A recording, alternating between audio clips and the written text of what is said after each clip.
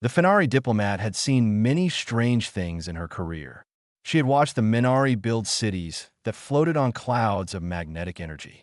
She had witnessed the Droxy communicate through colors that shifted across their skin like living paintings. But nothing had prepared Ambassador Rilo for the day the humans asked permission to visit a death world. The Galactic Assembly Chamber fell silent when the human delegation stood up. This was supposed to be a routine meeting about planetary quarantines. 17 worlds remained off-limits due to dangerous wildlife. Everyone expected the usual vote to extend the quarantine for another decade. Instead, Human Ambassador Walsh cleared his throat and smiled. "We would like to request access to Verdant 7, he said, for resource assessment purposes. Rilo felt her silver fur stand on end. Verdant 7 was home to the Vork's apex. She still remembered the footage from 20 years ago. A Minari survey team of 43 scientists had landed on that world. The Vorks killed them all in under 6 minutes. "You wish to assess resources?" asked the Minari representative, his insectoid body clicking with anxiety. "What resources could possibly be worth the risk?" "The Vorks themselves," Walsh replied calmly. The chamber erupted. Delegates shouted in a dozen languages. Some laughed nervously. Others called for medical teams to check if the humans had lost their minds. Rilo studied the human delegation. They did not look insane. They looked patient, like teachers waiting for children to stop their tantrum. Walsh raised his hand, and somehow the gesture commanded silence. He touched a control panel, and a holographic display appeared above the chamber floor. "These are Earth predators," he said. Images flickered past. A creature with a mane of golden fur and teeth like knives. A massive reptile with armored skin and jaws that could crush bone. A fish the size of a shuttle with rows of triangular teeth. A snake that could swallow a person whole. Lions, Walsh said. Crocodiles. Great white sharks. Anacondas. All apex predators. All capable of killing humans with ease. "Then how did your species survive?" Rilo asked before she could stop herself. Walsh smiled wider. "We did more than survive, Ambassador." The images changed. Now they showed humans riding horses alongside lions on vast plains. Crocodiles in enclosures while humans walked past eating snacks.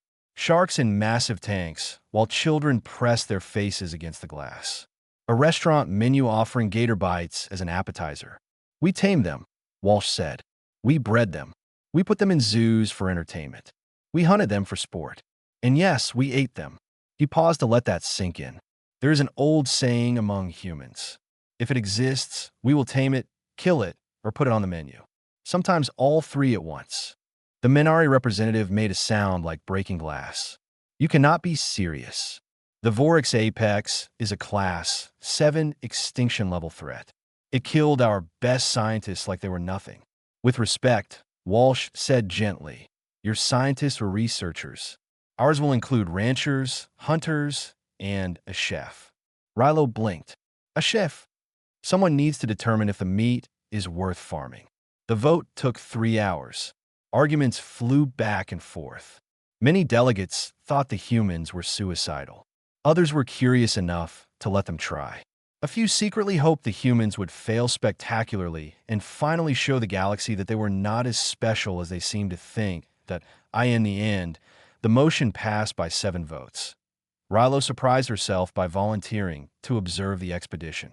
She told herself it was for diplomatic purposes.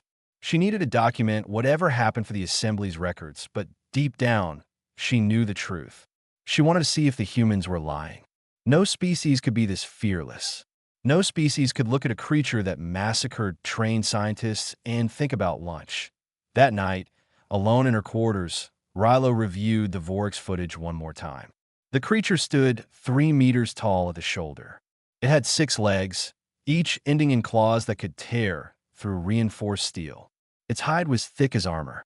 Its 6 eyes glowed with predatory intelligence in the footage, it moved like liquid death. The Minari scientists never had a chance. Rilo pulled up the human expedition roster. 12 names. She read their roles out loud. Xenobiologist, security team, communications specialist. She paused. Livestock specialist, Chef. She stared at those last two entries for a long time. The humans were either the bravest species in the galaxy or the most insane. Perhaps both. Rilo began packing for the journey. Whatever happened on Verdant 7, she knew one thing for certain, that it would change the way she saw humans forever. The human ship smelled like leather and something sweet that Rilo could not identify. She had expected military order, cold efficiency, and grim-faced soldiers preparing for battle. Instead, she found a card game in the cargo bay and music playing from hidden speakers. "You must be the ambassador," said a weathered human with skin like old wood. He wore a wide hat and smiled with teeth that were slightly crooked. "Name's Hank Briggs. I handle livestock." Rilo shook his rough hand carefully. "You raise animals? For what purpose?" "Food, mostly. Sometimes leather. Sometimes just because they're nice to have around." Hank dealt another card to his opponent. "You play poker?" "I do not know what that is." "Shame. Good way to pass the time." A younger woman bounced over with more energy than Rilo thought was safe. Her dark hair was pulled back tight, and her eyes sparkled with excitement. "Dr. Prionaire," she said, grabbing Rilo's hand and shaking it hard. "Xenobiologist. I have so many questions about the Vorix. Do they hunt in packs? What's their mating cycle? Are the juveniles born live or hatch from eggs?" "I do not know," Rilo admitted. "No one has survived long enough to study them. Yet," Priya said cheerfully. "No one has survived yet." Rilo wondered if humans understood the concept of danger.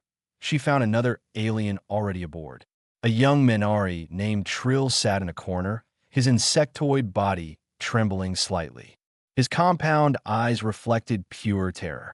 "They're all insane," Trill whispered when Rilo sat beside him. "I volunteered because I thought they would change their minds. They haven't. They're actually going down there." "Why did you truly volunteer?" Trill's antennae drooped. "My people died on that world.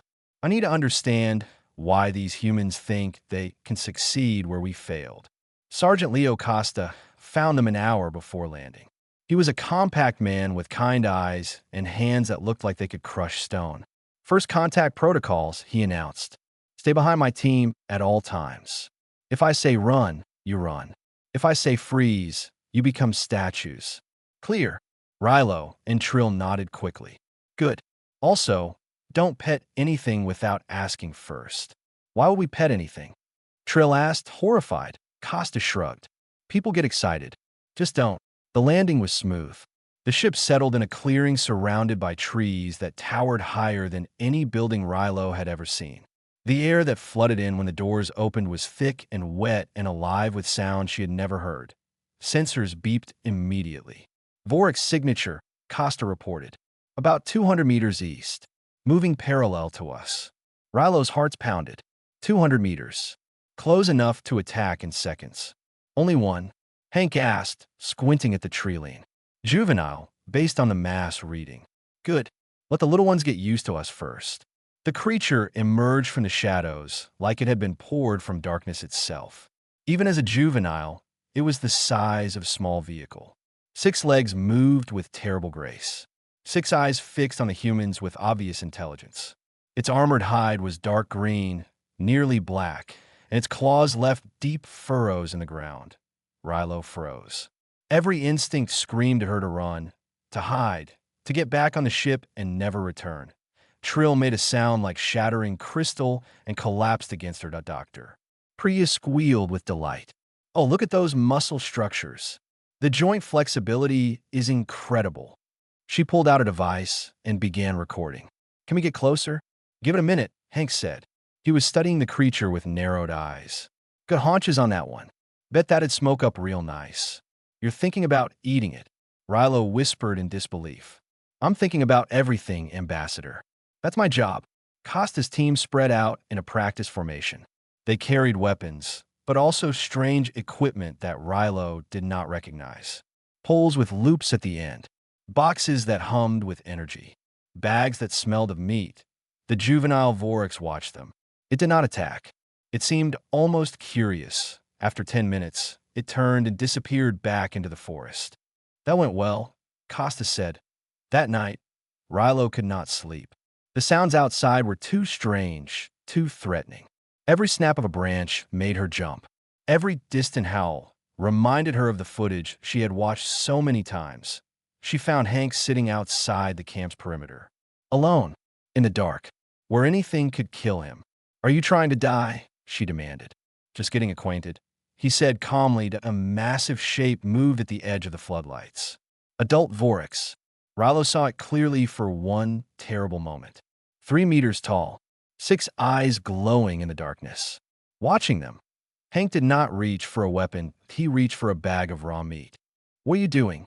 Rilo hissed. Hank tossed a chunk of meat into the darkness. Something caught it before it hit the ground.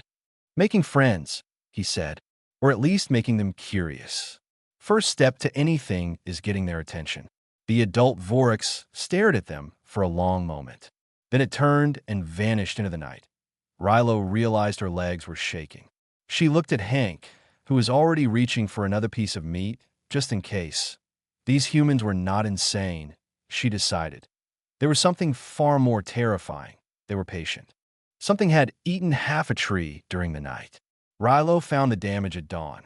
Massive bite marks in wood as hard as metal, splinters scattered across the ground like fallen soldiers. The Vorax had been busy while they slept. She demanded answers from Hank over breakfast. "What happened last night?" After the meat, the old rancher shrugged and sipped something hot from a cup. "She came back twice.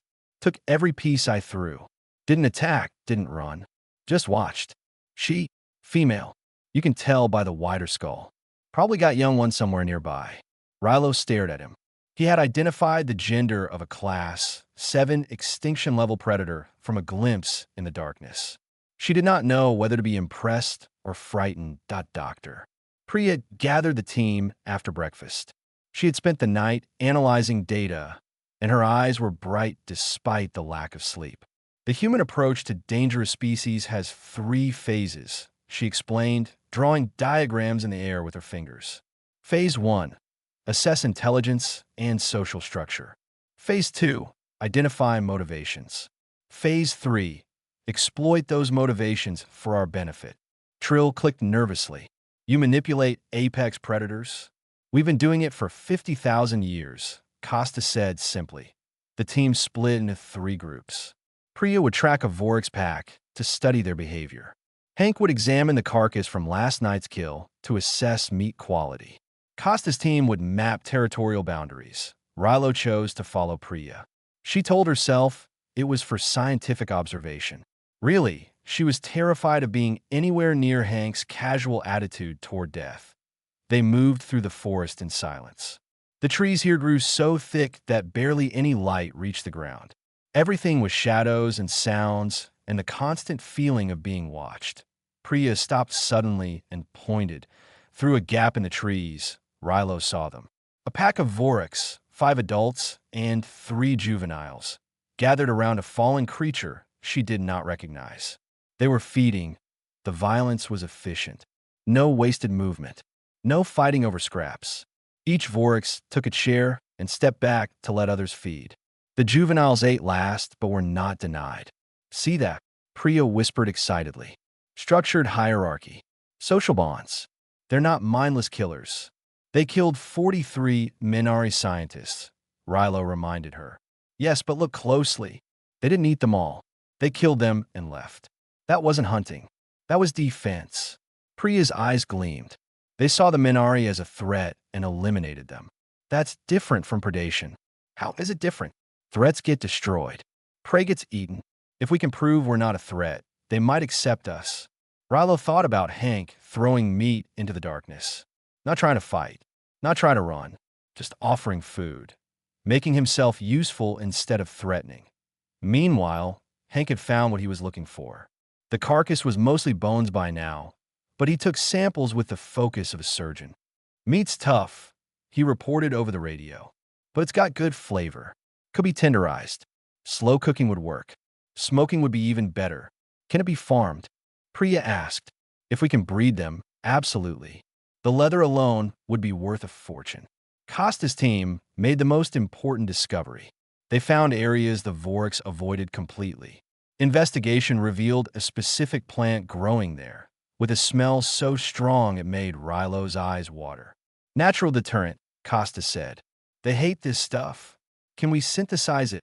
Already working on it. By evening, the humans had learned more about the Vorix than the entire galactic community had gathered in decades. They knew the creatures were social, intelligent, and protective rather than mindlessly aggressive. They knew what the Vorix ate and what they avoided. They knew how to keep them away. Now they wanted to know if they could make them stay. The answer came at sunset that a young Vorix stumbled into the clearing near camp. Rilo saw immediately that something was wrong. It moved unevenly, favoring its back right legs. Dark fluid dripped from a wound in its side. Trill screamed for someone to shoot it. Doctor. Priya walked toward it with her medical kit. Are you insane? Rilo grabbed her arm. It will kill you. It's hurt and alone, Priya said gently. It's not hunting. It's looking for help. She pulled free and approached the injured creature slowly. She spoke in a soft voice, words that made no sense, but carried a tone that was somehow universal. Calm, safe, friend. The Vorix watched her with all 6 eyes. It could have killed her in a heartbeat. Instead, it lay down. Priya knelt beside it and began cleaning the wound. The creature flinched but did not attack. After a moment, it made a sound deep in its throat, almost like a purr. Hank watched from the edge of the clearing. His weathered face showed something Rilo had not seen before: satisfaction. Well, he said quietly, that answers the taming question. Rilo looked at the impossible scene before her. A human kneeling beside a monster. A predator accepting help from prey. She understood, finally, what made humans different. They did not see monsters. They saw opportunity. 3 days changed everything Rilo thought she knew about predators. The injured Vorix, which the humans called Gimpy, now lived at the edge of camp. It followed Hank like a shadow, accepting food from his hand and making that strange purring sound whenever he scratched behind its armored ears. The creature that could tear through steel let a human touch its face. Rilo watched Gimpy rest its massive head on Hank's lap while he sat reading from a small device. This is impossible, she said. Nah, Hank replied, not looking up. This is Tuesday. Dr. Priya's research revealed that Vorix were pack animals with complex social bonds. Orphaned or injured individuals sometimes sought new packs when rejected by their own. Gimpy had been cast out, probably because of the wound. Without a pack, it would have died alone. The humans gave a new pack. Now Hank proposed the next phase. Time to see if they're worth hunting, he announced at the morning meeting. Rilo felt sick. After what we've seen, after Gimpy, especially after Gimpy. Hank stood and looked at her with those patient eyes. Ambassador, I like that critter, but there's a whole planet of them. Some will be pets, some will be stock, and some will be game. That seems cruel. Costa stiptin.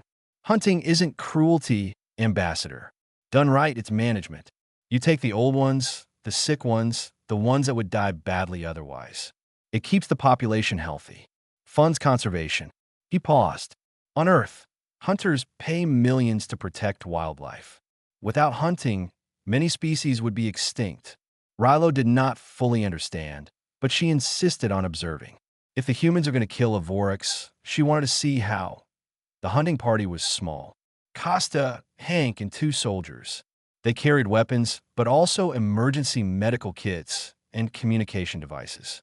Everything was planned, precise, and professional. They tracked an adult male for 6 hours.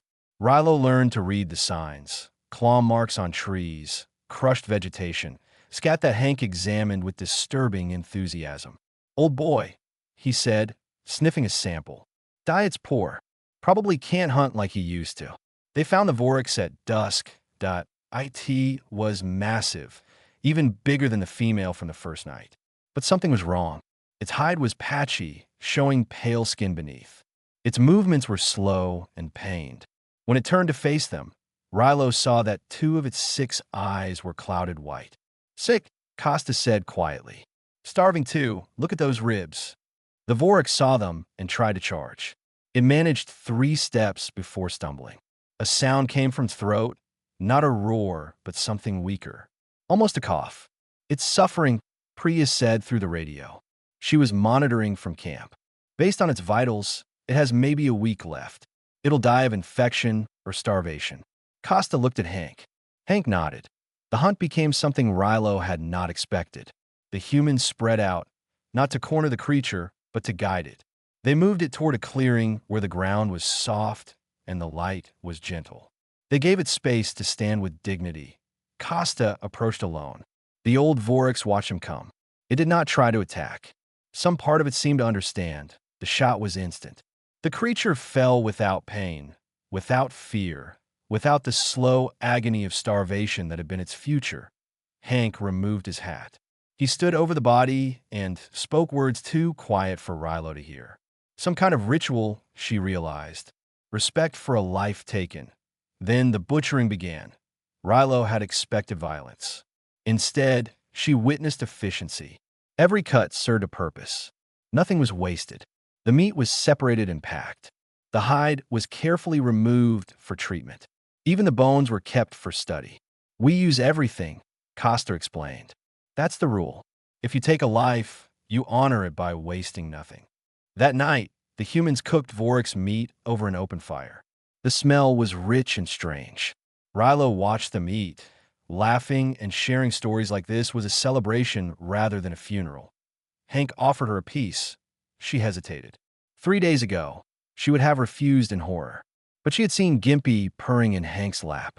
She had watched Costa speak gentle words to a dying creature. She had witnessed humans transform terror into something almost sacred. She took the meat and bit into it. That it was delicious. Rich and tender, with a flavor unlike anything she had tasted before. Well, Hank asked. Rilo chewed slowly, thinking about everything she had seen. The fear, the wonder, the strange respect these humans had for the things that could kill them. I understand now, she said quietly. I in the distance, Gimpy howled. A moment later, an answering howl came from the darkness beyond camp. Gimpy was not alone anymore. Neither, Rilo realized, was she. 1 month transformed the wilderness into something that looked almost like civilization. The temporary camp was now a permanent settlement. Proper buildings stood where tents had been. A fence surrounded a large enclosure where 3 young Vorax played like oversized puppies, chasing each other and tumbling in the dirt. They were second-generation orphans, raised from birth with humans, and they knew no fear of the strange, soft creatures that fed them. Rilo watched Hank walk among them. The Vorax, each one large enough to kill him in seconds, followed at his heels and competed for his attention. One nudged his hand with its massive head, demanding scratches. Another tried to climb into his lap, not understanding that it was far too big for such things. Down, girl, Hank said firmly. The Vorax whined, but obeyed that a ship descended from orbit. The Galactic Assembly had sent an inspection team to verify the human claims. 3 delegates emerged, representing the Minari, the Droxy, and the Fenari Council. They were terrified before their feet touched the ground. Rilo met them at the landing zone. Welcome to Verdant 7. Please follow me. The Minari inspector clicked with anxiety. Is it safe? Our reports say the Vorax population is still active. It is. The humans have established boundaries. As long as we stay within them, we are protected. Protected by what? Rilo smiled. By Vorax. She led them to the enclosure where Gimpy now stood guard. The once injured creature had healed completely under human care. It had also bonded so strongly with the settlement that it drove away any wild Vorax that came too close. The inspection team stopped dead when they saw it. That is a Class 7 predator, the Droxy delegate whispered. Why is it not attacking? Because we belong to its pack now, Priya explained, joining them. Vorax are territorial, but they protect their own. We became their own. She demonstrated by walking up to Gimpy and rubbing its snout. The massive creature made that purring sound and closed its eyes in pleasure. The Minari inspector made a noise like breaking glass and sat down heavily. Priya continued the tour. She showed them the behavioral data, 17 documented patterns that could be used for training and domestication. She showed them the breeding program, careful genetic matching to produce calmer, more manageable offspring. She showed them the leather samples, incredibly durable material worth fortunes on the galactic market. Costa demonstrated the deterrent system. Synthesized plant extract kept wild Vorix away from areas where humans needed to work. Simple, effective, and humane. No killing required, he said. They just avoid the smell. Finally, Hank presented the business proposal. Vorix leather is stronger than anything currently on the market. Vorix meat can feed entire stations at low cost. Trained Vorix can serve as security animals or even mounts. And hunting permits will generate revenue that goes directly into conservation. The inspector from the Fenari Council found her voice. You want to commercialize a Class 7 extinction-level predator? We did it with wolves, Hank said simply. And now they sleep in our beds and guard our children. The inspection team huddled together, speaking in rapid whispers. Rilo caught fragments of their conversation. Words like impossible and insane and genius. Trill stepped forward. The young Minari had changed over the past month. He no longer trembled at every sound. He moved with a confidence that would have been unthinkable when he first arrived. I have something to say, he announced. The inspectors turned to him with surprise. A manari da funding humans. My people died on this world, Trill said. I came here expecting to watch the humans fail. Instead, I watched them succeed in ways I cannot explain. He gestured at the settlement, at the Vorix, at everything they had built. They do not see monsters. They see potential. And they are right. The inspectors requested time to process. They would return to the assembly with their report. The final decision would take weeks. That night, Rilo found Gimpy waiting outside her quarters. The Vorix that had once terrified her now bumped its head against her hand, requesting food. She had treats in her pocket these days, just in case. She scratched behind its armored ears and watched it close its eyes in pleasure. You're becoming one of us, said a voice behind her. Rilo turned to find Hank watching from the shadows. He was smiling. Is that a bad thing? She asked. Depends on who you ask. He walked over and patted Gimpy's flank. Most of the galaxy thinks we're crazy. Maybe we are, but we're also the only species that looks at something dangerous and sees a friend waiting to happen. Gimpy made a happy sound and tried to lick Hank's face. He pushed the massive head away with a laugh. Some friend, Rilo said. The best ones are always a little dangerous. Hank winked at her. Keeps life interesting. Rilo looked at the stars above and thought about the 17 other quarantined worlds in the galaxy. Worlds full of creatures that everyone feared. She wondered how many of them were just waiting for humans to arrive. 6 months after the expedition began, Rilo stood in the most exclusive restaurant on Orbital Station Harmony. The establishment was called the Wild Fork, and it served exotic meats from across the galaxy. Tonight was the grand opening, and every seat was filled with curious aliens. The specialty of the house was Vorix steak. Rilo had been invited as guest of honor. She wore her finest diplomatic robes and tried not to laugh at the absurdity of it all. 6 months ago, the mere mention of Vorix made people flee in terror. Now they paid premium prices to eat it. She took her seat near the kitchen and watched the crowd. Minari, Droxy, Fenari, and a dozen other species sat together, studying their menus with nervous excitement. A year ago, none of them would have believed this moment was possible. The chef emerged to greet his guests. Rilo smiled when she recognized him. Sergeant Costa, she said. Or should I call you Chef Costa now? Leo Costa wore a white apron instead of combat armor, but his eyes held the same calm confidence. I retired from security. Turns out I prefer cooking to shooting. The galaxy is strange. The galaxy is delicious. He winked and returned to his kitchen. Rilo thought about the past 6 months while she waited for her meal. Verdant 7 was now open for supervised settlement. The quarantine list had been renamed the Human Assessment List because the Assembly had learned that humans would eventually visit every dangerous world. It was better to let them do it. Officially, .3 breeding ranches supplied Vorix meat and leather to stations across the sector. The leather was used for armor, furniture, and luxury goods. The meat had become a delicacy that only the wealthy could afford. Trained Vorix served as guard animals on 12 stations. They were expensive, but worth every credit. Nothing made criminals reconsider their choices faster than a six-legged predator staring them down. Hunting permits for wild Vorax generated enough revenue to fund conservation efforts for the entire planet. Hunters came from across the galaxy to test themselves against the creatures. Most failed. The ones who succeeded told stories for the rest of their lives. Hank was back on Verdant 7, running the largest Vorax ranch in known space. He sent Rilo a message every week, always including pictures of his favorite animals.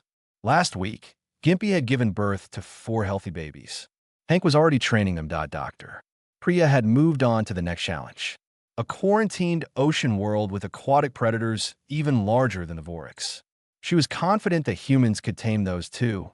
Trill had joined her team. The young Minari who once trembled at shadows now walked toward danger with determination. He was no longer afraid. He was appropriately cautious, which was very different. The meal arrived.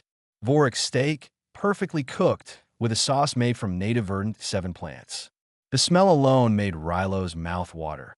She cut a piece and placed it on her tongue. The flavor was rich and complex, unlike anything else in the galaxy. She closed her eyes and savored it. "Well," asked the assembly member seated beside her. "How is it? Worth every death," Rilo said without thinking. Then she paused, surprised by her own words. The assembly member laughed nervously. "That's a very human thing to say. I have spent too much time with them." After dinner, she walked through the station's commercial district. A new store had opened on the promenade.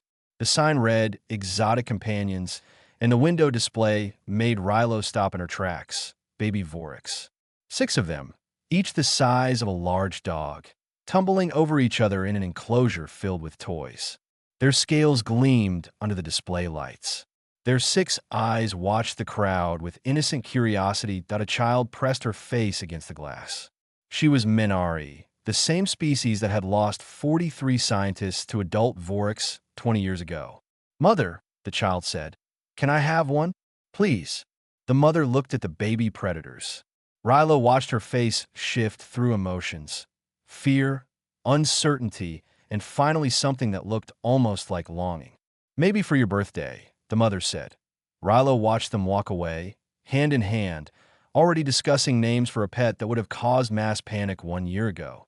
She turned back to the display. One of the baby Vorax had noticed her.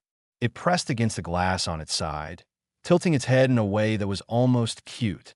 "Can I help you?" asked the shopkeeper, a cheerful human with tattoos covering both arms. Rilo thought about her office back home. It was quiet there. Lonely sometimes. "Yes," she said slowly. "I think you can." 15 minutes later, she walked out with a carrier containing a baby Vorax that was already trying to lick her fingers through the bars. She finally understood the human philosophy. The galaxy was full of terrors, yes. But terror was just potential waiting to be realized. Danger was just possibility wearing different clothes. And humans realized potential like no species she had ever known. Rilo looked down at her new companion. 6 golden eyes looked back at her with trust and hunger and something that might have been love. "Come on," she said softly. "Let's go home." The baby Vorax purred. Somewhere in the galaxy, another quarantine world waited for humans to arrive that IT would not wait long.